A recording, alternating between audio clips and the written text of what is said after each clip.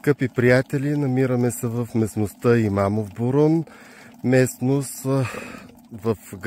в землището на град Доспат. По черен път разстоянието е около 10 км, с лодка до тук разстоянието е около 3 км, 3,5 км. За да ви покажа една новопостроена чешмичка. Тя е дар от семейство Рашилови. Бисер Рашилов е автор на тази чешмичка. Той е, мога да кажа, че е един от потомствен чешмар. Има свои роднини, също построили чешми.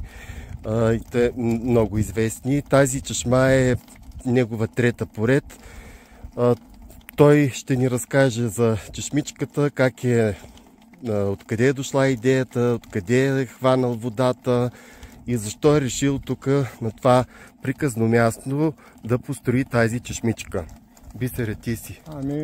Тази чешма по принцип е производна на друга чешма, която се намира в другия край на Имамов Бурун. Идеята ми за да се построи чешмичката, както знаете всички, това е за паметта на родителите ми. Просто самата идея стана спонтанно, тъй като чешмата, която беше в края на Буруна, дълги години никой не стопанисва и в един момент реших просто да възстановя. Ходих при хората, които са направили чешмата, те не са вече между живите. Чешмата, която възстанових в края на Буруна, беше с 4 чучура. В момента тя също върви, идеята от там до тук да направя водопровод, да захраня тази чешма е причината, която от километър и половина някъде от тук се намира водопращането на главната чешма. До тук, от първата чешма до тази чешма, разстоянието е 700 метра.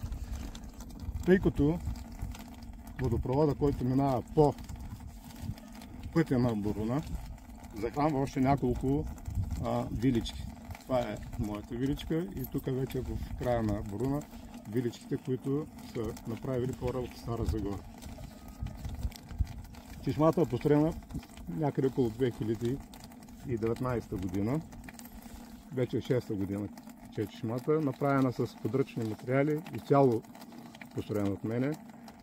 Това, което виждате, ствола на самата чешма е интернитова тръба с размер 400 мм, а горе, което виждате, това е сателитна чиния, която е вече извън употреба и служи просто така да оформяме един комплекс, който наподобава на гъба. Това ми беше първоначалната идея. И тъй като никъде от тази страна на язовира няма никъде чешми, реших да направя, да може тук рибари, туристи, дървари и така нататък, минавайки тук да се наливат водичка. Да благодариме на Бисер за усилията, за усърдието и постоянството, което проявява в построяването на чешми и бих казал популяризирането на този занаят. Виждате, че чешмичката е направена с много старание, с много желание, с много усърдие и с много любов. Да пожелаем и на туристите да са по-отговорни и да не замърсяват пространството около чешмичката, защото, както виждате тук, мястото е много добре почистено и добре поддържано. Успех